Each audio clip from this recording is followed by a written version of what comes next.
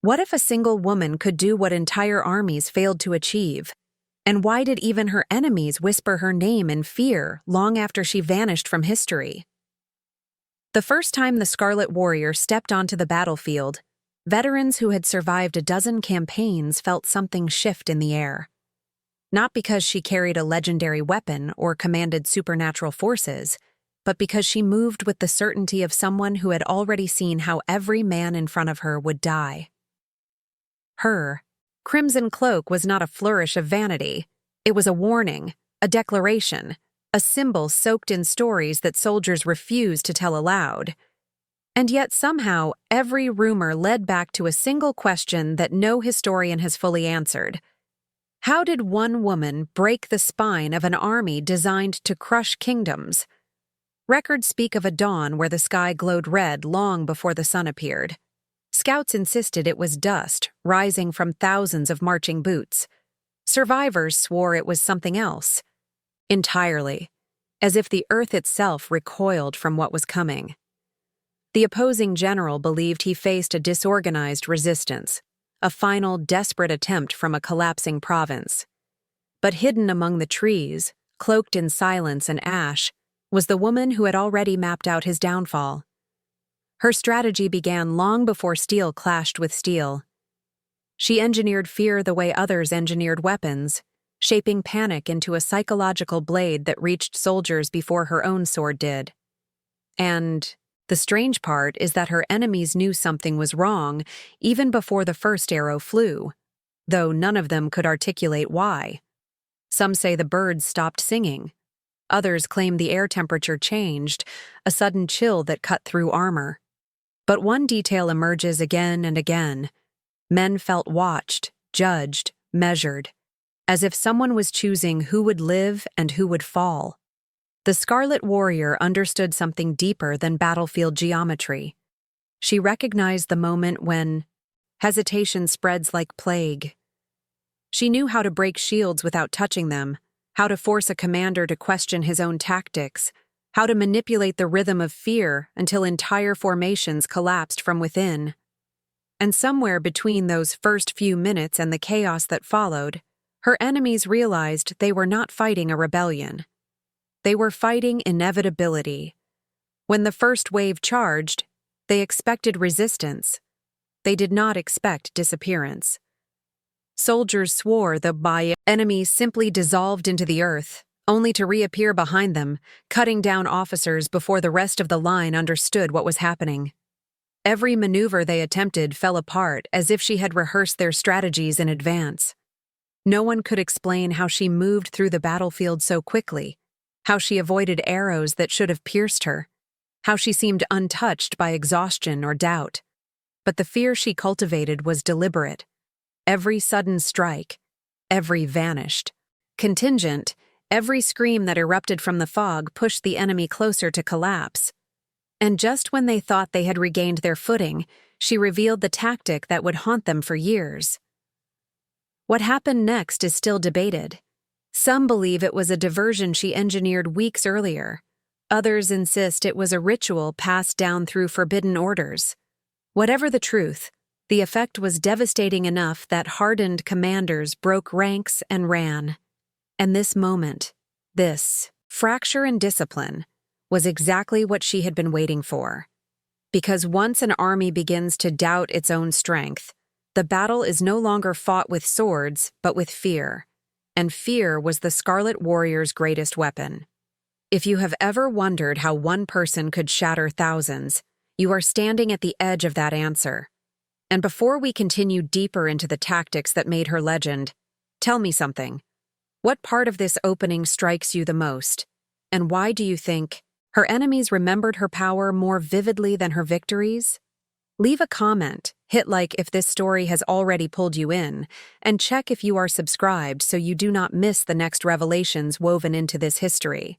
Because what comes next will push the boundaries of everything you thought a single warrior could do, and the truth behind her first devastating act is only beginning to unfold.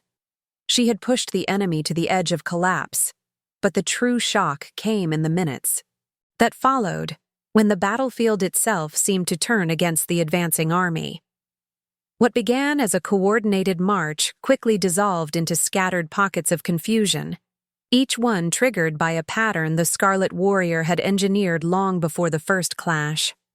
Her mastery was not in brute force, but in understanding the psychology of an army trained to rely on predictable structure.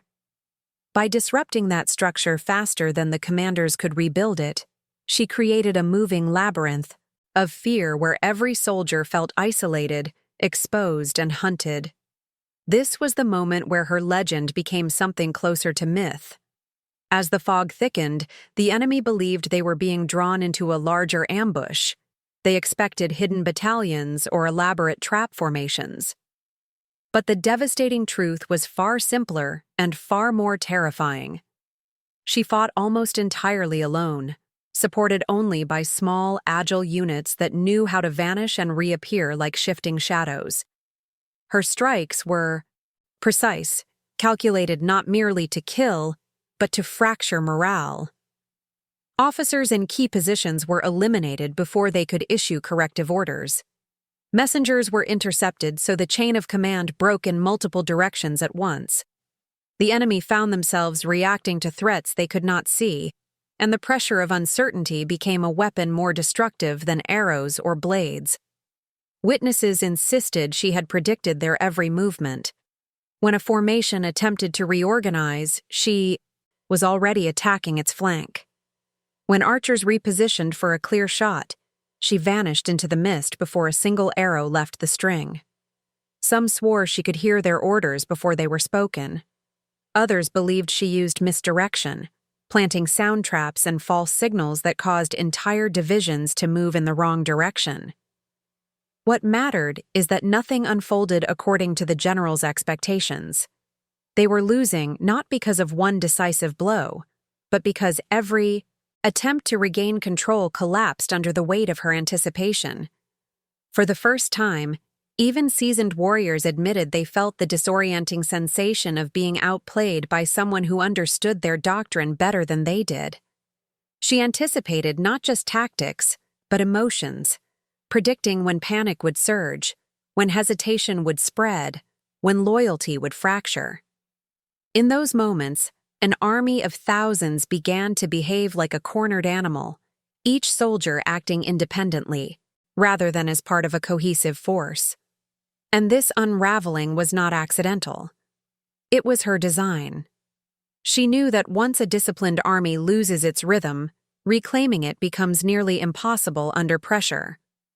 Her enemies later wrote that the most unsettling part of the ambush was not her speed or precision, but the impression that she guided the battle as if she were conducting a ritual rather than participating in combat. Every maneuver, every disappearance, every strike fed into a larger sequence that none of them could decipher.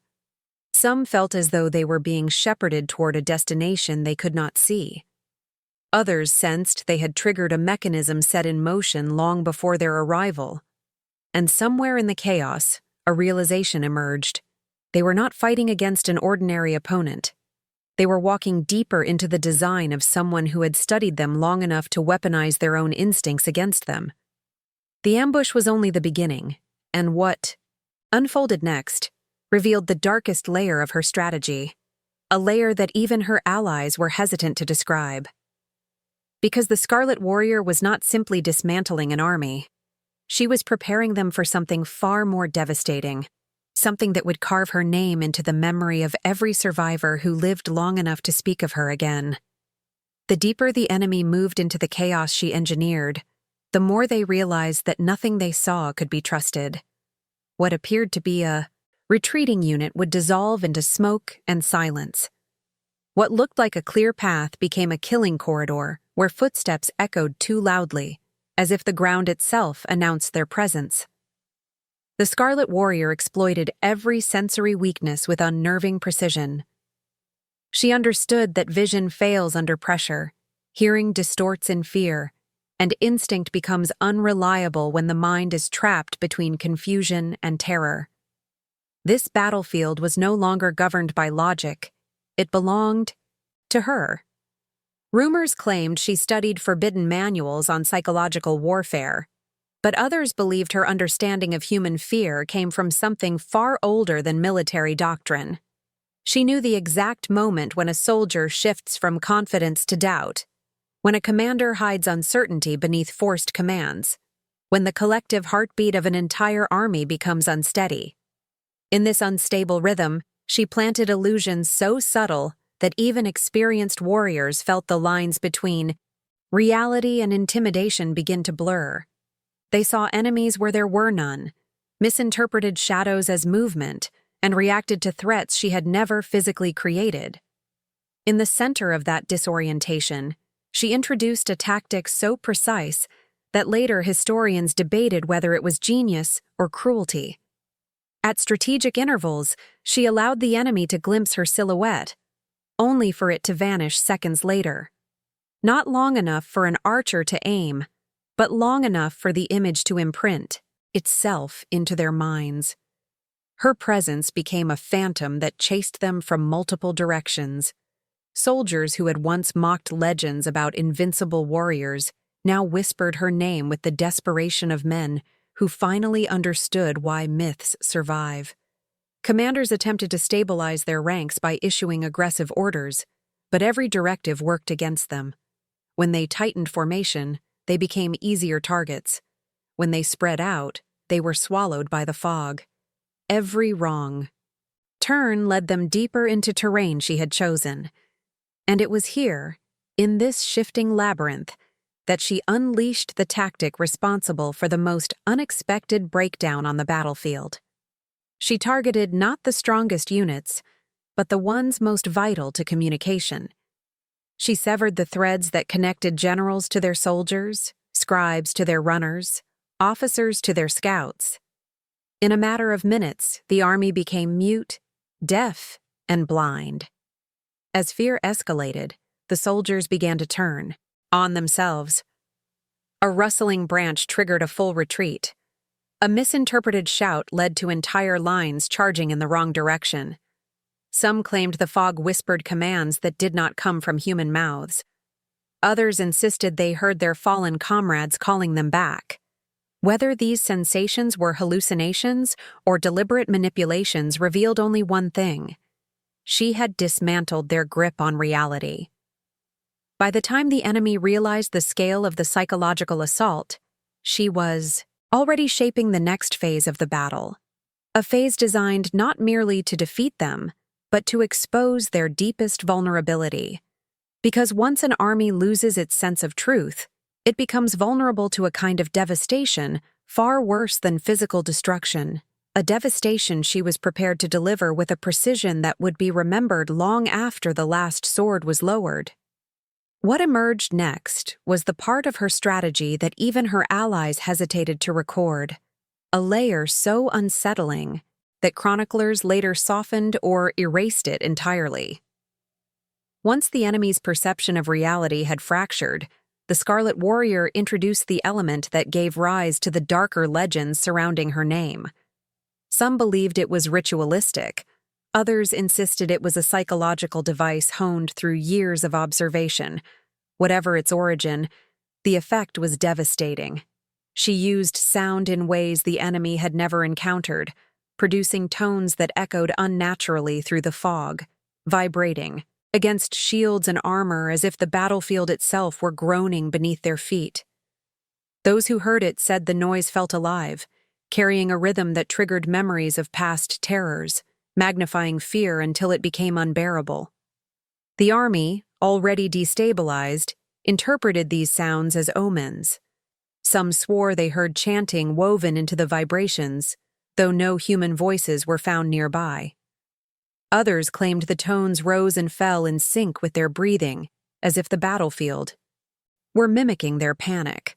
While none of these accounts can be fully verified, they reveal the same truth. The Scarlet Warrior transformed the terrain into a sensory trap designed to push the human mind beyond its limits. This was not randomness. It was engineering, and it worked with horrifying precision. As soldiers struggled to regain clarity, she launched a series of strikes specifically timed to the moments when the unsettling pulse reached its peak. These attacks were not meant to kill. in overwhelming numbers. Instead, they targeted key emotional triggers. A captain fell within sight of his entire unit. A respected officer vanished into the mist with no sound at all. A veteran known for his steadfastness collapsed to his knees, overwhelmed before ever raising his sword. Each event was orchestrated to deepen the cracks already splitting through the army's fragile morale. Soon, men began to interpret every shift in the air as a sign that she was near. A falling leaf felt like a warning. A distant shout triggered panic. The fear she cultivated had evolved into something self-perpetuating, growing without her intervention. And in that spiral, the enemy began to behave as if they were trapped inside a ritual rather than a battle. Some tried to flee but found themselves driven back by the fog. Others attempted to regroup only to be scattered again by the oppressive sense that they were being watched, measured, and judged. Her mastery lay not in brute force, but in understanding the fragile threads that hold courage together. Historians often avoid discussing this phase of the confrontation, not because the events were exaggerated, but because they reveal a technique of warfare far more disturbing than physical brutality. She created an environment where soldiers confronted their own limits, where fear no longer came from an external threat, but from the collapsing architecture of their own minds. And as the army teetered on the edge of psychological ruin, she prepared them for the moment that would shatter what little cohesion they still possessed. Before we move deeper into how that moment unfolded and why it left such an irreversible mark on those who survived, I want to hear from you. What detail of this psychological unraveling struck you the most, and why do you think such tactics were erased from most historical records? Share your thoughts in the comments, and tell me which part of this descent into fear resonated with you the most as we continue unraveling what happened next. The breaking point of the enemy army did not come from a single devastating strike, but from the moment they realized they could no longer trust what they saw. After the unnerving vibrations and the orchestrated disappearances, the Scarlet Warrior shifted to a tactic that remains one of the most disputed elements in ancient military chronicles. She began manipulating the battlefield itself, not through supernatural means as later legends claimed, but through a meticulous understanding of terrain and human perception. She positioned her small units along ridges, ravines, and narrow passes so that their silhouettes multiplied, creating the illusion of an army far larger than reality. Torches glowed in misleading patterns, turning shadows into phantom battalions. The enemy felt surrounded by forces that did not exist. This illusion fractured their remaining discipline. As units attempted to regroup, they entered zones where their own footsteps echoed at irregular intervals, suggesting enemies closing in from multiple directions. The Scarlet Warrior had studied the terrain for months, memorizing how sound traveled across stone and mist. When she struck again, the attack emerged from a direction her enemies believed was empty, deepening their panic. A small elite group followed her lead, appearing only long enough to inflict controlled damage before disappearing into smoke and shadow.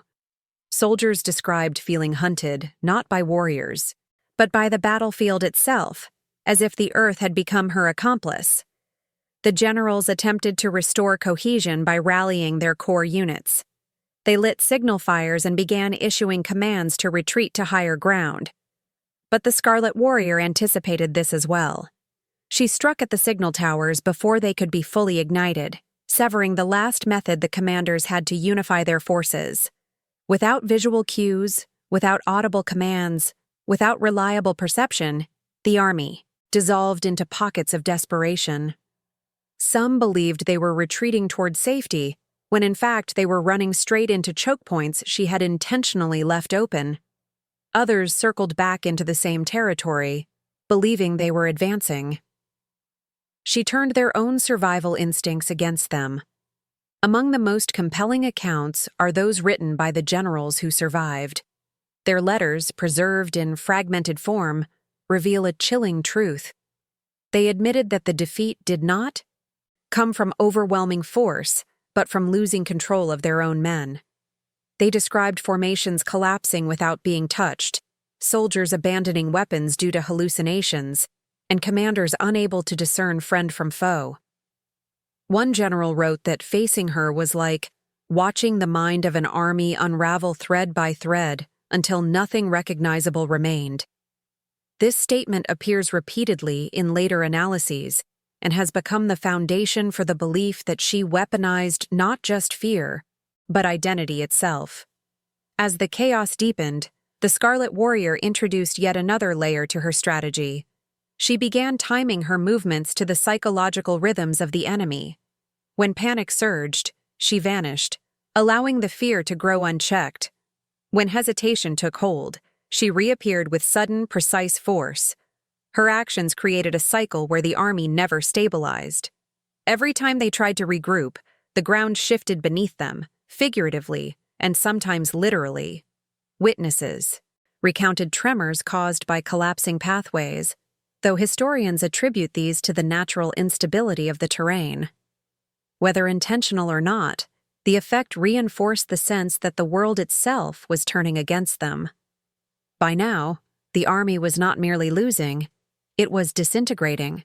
What began as confusion had transformed into something closer to collective despair, and it was in this state that the Scarlet Warrior prepared the next phase of her campaign, one that would push the surviving soldiers past even the limits they believed possible. The valley where the final confrontation unfolded would later be called the Red Divide, not because of myth or embellishment, but because survivors claimed the earth itself changed color by the end of that day. As the enemy forces staggered toward this narrow stretch of land, they believed they were escaping the chaos that had consumed the earlier phases of the battle. In truth, they were walking into the most carefully engineered part of the Scarlet Warrior's plan. She had studied the topography with an attention bordering on obsession, memorizing where sound bounced, where visibility narrowed, where fear tightened its grip on the mind. The valley was not chosen by chance. It was chosen because it amplified despair. Once the enemy entered the divide, the terrain compressed them into tight formations. This alone created panic among soldiers already struggling to distinguish ally from enemy. But the true shift occurred when the mist thickened again, this time swirling in irregular patterns that moved against the wind. Some witnesses insisted the mist followed the soldiers' movements, curling around them like searching fingers. Historians describe this effect as a meteorological anomaly, yet the psychological impact remains undeniable. The army felt trapped, marked, and encircled by an unseen presence that seemed to anticipate their next step before they took it. Then came the fire. Not a raging inferno, but controlled bursts ignited along the ridges. Flames flickered in rhythmic intervals, each spark reflected in the dense fog, multiplying into streaks of red light that disoriented anyone who looked too long. The enemy interpreted these bursts as signals for a larger strike. In reality, they were distractions meant to keep the soldiers' eyes fixed upward while the Scarlet Warrior maneuvered through the valley floor. Every flicker, every shift in the light, turned attention away from her actual location. The first blows came from above. Stones dislodged by her hidden units tumbled down the cliffs, sending shockwaves through the tightly packed formations. Soldiers tried to raise shields, but the echoes produced by each impact distorted their sense of distance. They heard attacks where none existed. They anticipated ambushes from directions she had intentionally left untouched. The valley became a chamber of amplified confusion, every sound layered upon itself until even seasoned warriors struggled to orient their bodies. Into this sensory chaos, she re-entered the battlefield with a speed that witnesses describe as unnerving. She did not strike randomly. Each maneuver targeted the emotional linchpins of the army. The remaining officers, the standard-bearers, the men whose presence kept panic from consuming entire divisions. When one of these figures fell, the collapse of morale rippled outward in seconds. Soldiers began dropping their weapons not out of fear of death, but out of fear of becoming trapped in a scenario they no longer understood. The divide turned into a labyrinth of terror, where every path seemed to lead deeper into uncertainty. Her movements during this phase were so precise that some chroniclers claimed she fought with foreknowledge, as though she knew exactly where the enemy would run before they did. But her advantage came from observation, not prophecy. She watched how desperation shaped human motion, how fear draws men into clusters, how confusion pulls them apart. She studied these patterns until she could predict them with the same accuracy a seasoned archer predicts the arc of an arrow. And as the army fractured into scattered remnants, she prepared to unleash the tactic that would mark the most terrifying moment of the entire confrontation, a moment so disturbing that even her enemies, in their most candid accounts, struggled to describe it without hesitation. Because what she did next did not simply break their formation. It broke something far deeper, something armies rely on even when all else is lost. What happened next in the Red Divide became the centerpiece of every forbidden chronicle that dared to describe her methods without censorship. As the enemy scattered, clinging to whatever fragments of structure remained, the Scarlet Warrior executed a maneuver designed not to kill, but to expose the deepest weakness inside any collapsing army. She targeted silence. In a battlefield already overwhelmed by noise, silence became a weapon far sharper than steel. Without warning, the vibrations that had haunted the earlier phases ceased. The echoes vanished. The firelight dimmed.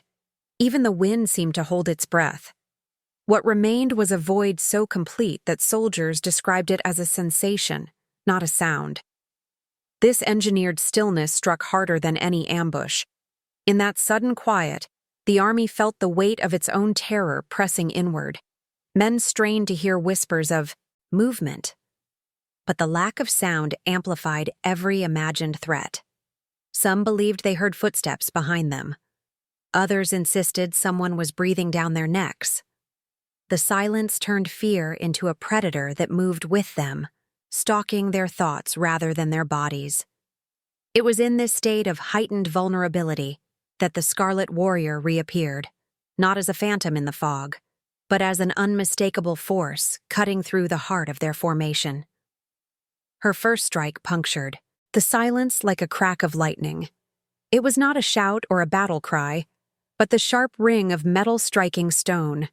The single sound ricocheted across the valley, magnified by the walls of the divide, creating the illusion of multiple attackers closing in from every direction.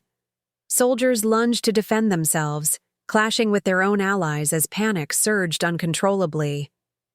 This confusion was exactly what she intended. By disrupting the fragile trust that held the remaining units together, she ensured that every defensive instinct worked against them. Her movements through the valley became ghost-like again, but now each step carried amplified meaning. When her blade struck, it echoed unnaturally, as if she moved faster than the sound that followed. Some swore she appeared in two places at once. Others claimed they saw her vanish between heartbeats. These descriptions, though impossible, reflect the psychological state of the men who witnessed her. They were no longer fighting an opponent. They were fighting the remnants of their own collapsing perception. The generals who survived later attempted to restore order by rallying the last coherent units. But as they issued commands, they realized that communication had broken entirely. Soldiers acted on instinct rather than instruction, striking at shadows, retreating from imagined threats, mistaking allies for enemies.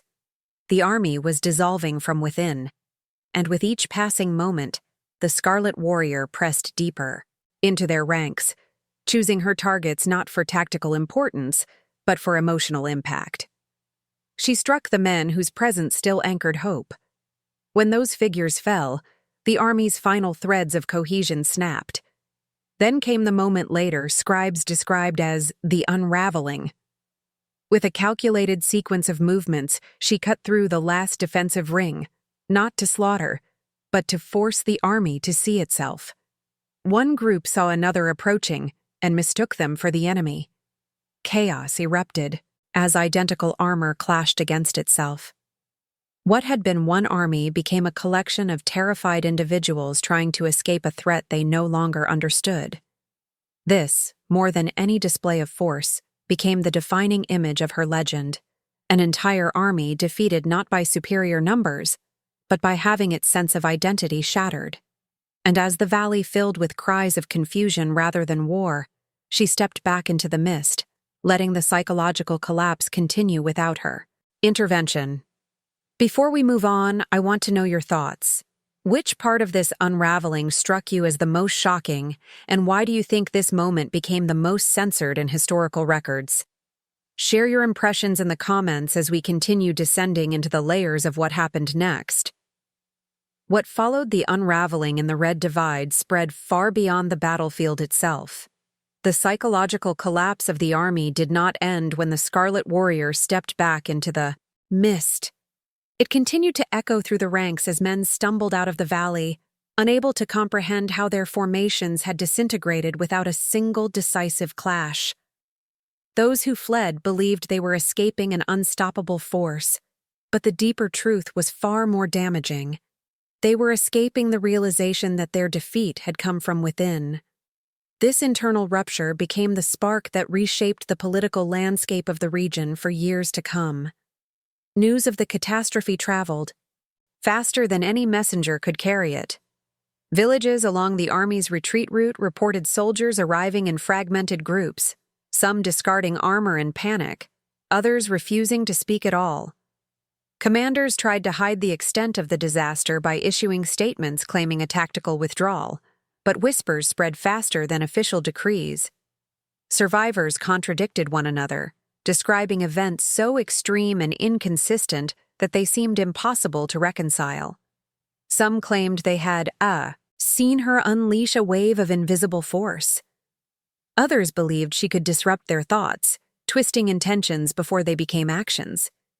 These accounts, though exaggerated, revealed one crucial point. The enemy had been defeated not by numbers or weapons, but by fear weaponized at a scale they had never imagined. This confusion weakened the political authority of the generals responsible for the campaign.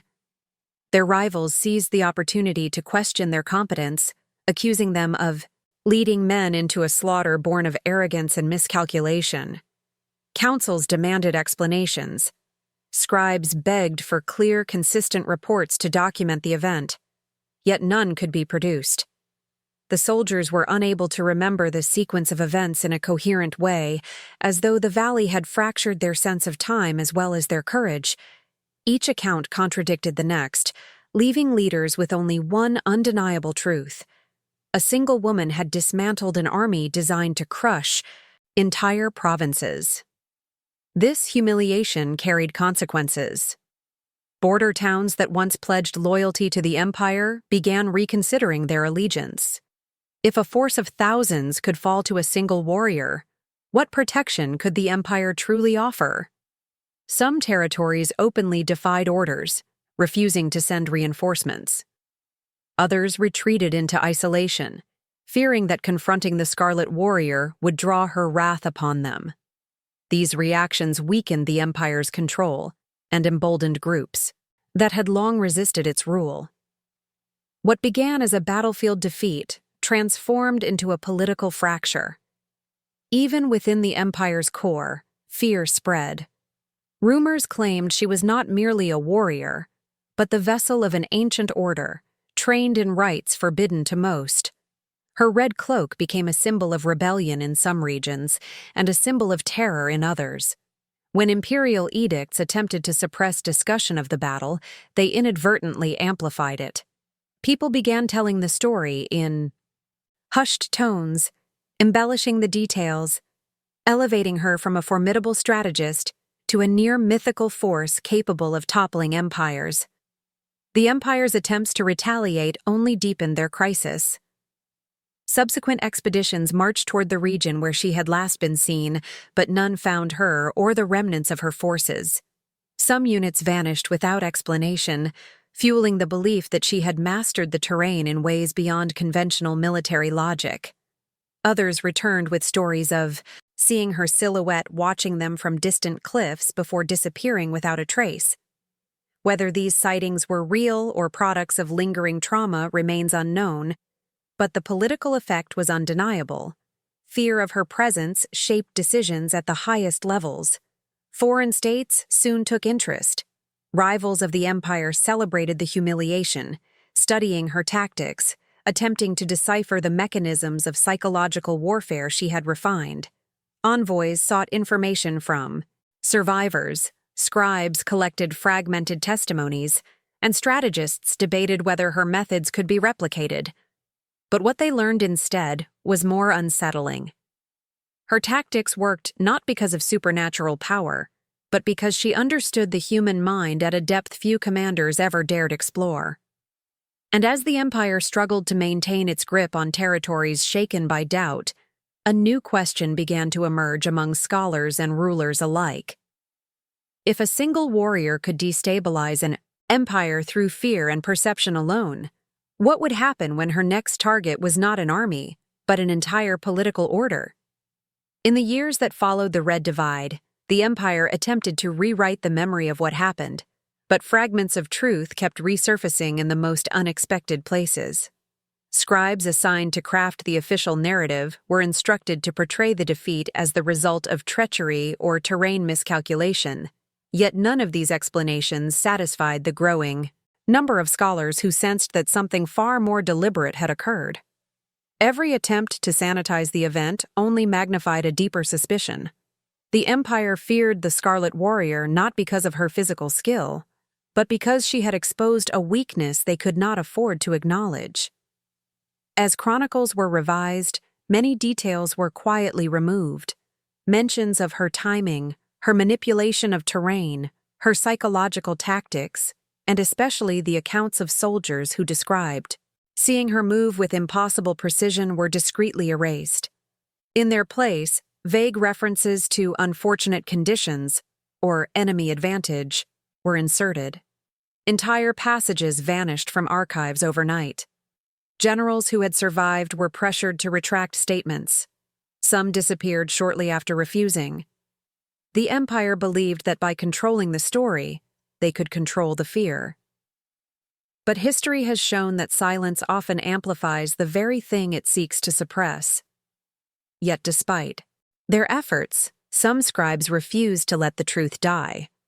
Hidden among private journals, coded letters, and collections of battlefield reports were testimonies too vivid to ignore. These documents described not only the battle, but the atmosphere surrounding it, the eerie stillness before her attacks, the sense that she anticipated every movement, the psychological collapse of soldiers who had once been considered unbreakable. The more forbidden the tale became, the more urgently it was, whispered among military academies and noble courts. The Scarlet Warrior turned into a symbol of everything the empire feared: unpredictability, mastery, and knowledge that transcended conventional warfare. It was during this period of heightened censorship that scholars noticed a troubling pattern. The legends spreading among the common people grew increasingly distorted. Some stories claimed she wielded supernatural powers. Others described her as a spirit of vengeance summoned by oppressed provinces. These tales spread not because people believed them, but because the empire's refusal to tell the truth invited imagination to fill the void. Even foreign states began embellishing her story for political leverage, using her legend as a warning against imperial overreach. Reality and myth became tangled until even historians struggled to separate them. In the empire's attempt to regain authority, officials commissioned new histories that painted her as a minor rebel whose exploits had been exaggerated. These texts were distributed widely, but they failed to erase the lingering unease. People who had spoken with survivors knew the truth was not so easily contained. They described men who awoke in the middle of the night convinced they were still trapped in the fog. Veterans who once prided themselves on discipline refused to discuss the battle at all. Some never returned to sword training, claiming the sound of metal triggered memories too difficult to bear. Trauma, unlike ink, cannot be edited. The Empire's struggle to suppress the story only deepened the fascination surrounding her. Secret study groups formed in military circles, analyzing fragments of her methods and attempting to replicate her understanding of perception and fear. Few succeeded. Most abandoned the effort, acknowledging that her mastery was not a set of techniques, but a way of seeing the world that could not be taught in traditional academies. She understood that terror, once awakened, spreads faster than any army, and she understood that perception, once manipulated, can fracture even the most formidable structures. By the time decades had passed, her legend had grown so large that scholars faced an unexpected dilemma. The more they tried to reconstruct the factual events, the more they realized how much had been deliberately obscured. What remained was a mosaic of contradictions. In some accounts, she was a savior. In others, a monster. In many, she was both. But across every version, one consistency endured: the sense that her disappearance was as intentional as her every movement on the battlefield. It was this disappearance, silent, calculated, and never fully explained, that marked the final transformation of her myth. Because when a figure of such power vanishes without a trace, the world is left to wonder whether her story has ended, or whether she chose a new battlefield that no one has yet recognized. By the time scholars piece together the surviving fragments of her story, one question overshadowed every account. How could a woman capable of dismantling an empire's army simply disappear? Theories emerged generation after generation, each shaped by the fears and ambitions of the era. Some believed she vanished into the mountains, carrying with her knowledge too dangerous to remain in human hands. Others argued she was taken in by secret orders who feared the implications of her strategies. A few suggested she orchestrated her disappearance, as meticulously as she orchestrated the Red Divide, leaving the world to debate her legacy while she moved unseen across new territories. Whatever the truth, her absence became the final stroke of mastery in a life defined by unpredictability. In the centuries that followed, leaders and commanders continued to search for her methods, hoping to uncover the blueprint of her psychological warfare. Yet no document, no artifact, and no training manual ever revealed the essence of what made her formidable. She had not relied on secret weapons or impossible rituals. Her power came from recognizing the fragile architecture of belief, loyalty, and perception that holds societies together. She understood that entire political structures could crumble not through brute force, but through the collapse of what people think is true. That insight made her dangerous, not just on the battlefield, but to the systems that sought to control the narrative of history. Even as scholars examined preserved letters, decoded journals, and testimonies smuggled out of restricted archives, they reached the same conclusion. Her greatest weapon was clarity. She saw what others refused to see. She saw how fear spreads faster than marching boots, how uncertainty destabilizes the strongest fortifications, how identity fractures under pressure. She understood people at a level that made her strategies feel supernatural, even though they were rooted in psychological precision. And perhaps that is why the Empire feared her long after she vanished. Not because she might return with an army, but because she had proven that armies could be defeated without ever being touched. Legends grew around the places she had walked. Some were exaggerated, others grounded in truth. Travelers spoke of valleys where the air still felt unnaturally still, as if the echoes of the Red Divide lingered beneath the soil.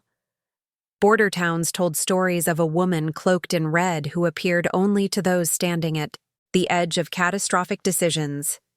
Whether these tales reflected memory or myth did not matter.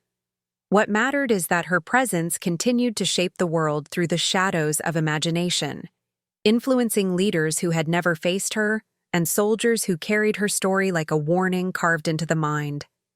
Eventually, the debate shifted from who she was to what she represented. To some, she embodied resistance against impossible odds. To others, she symbolized the fear that great powers refuse to confront. That strength alone cannot guarantee stability. Empires fall not when they are outmatched, but when they are outmaneuvered by someone who understands the unseen forces that shape human behavior. And in this understanding, the Scarlet Warrior became something more lasting than a myth.